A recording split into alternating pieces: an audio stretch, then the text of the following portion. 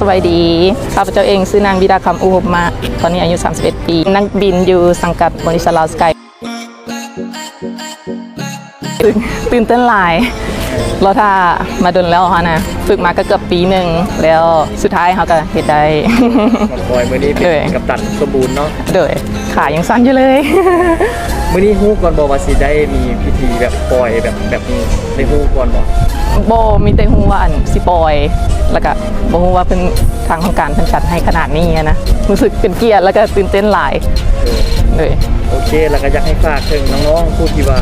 ของฝันอยากจะเป็นนักบินหรือว่าในอาชีพอื่นๆถ้าอยากประสบผลสำเร็จหรือว่าอยาก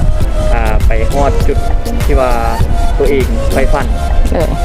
โดยสำหรับน้องๆใดที่ว่ามีความฝันจะเป็นนักบินก็สามารถทำตามความฝันเลยเด้อบ่จำเป็นต้องว่าเขาเก่งด้านนั้นด้านนี้บ่แต่ว่าทุกคนมีความสามารถดังนั้นถ้าเรามีความฝันก็พยายามเด้อเดี๋ยวก็จะปิดเลยแล้ว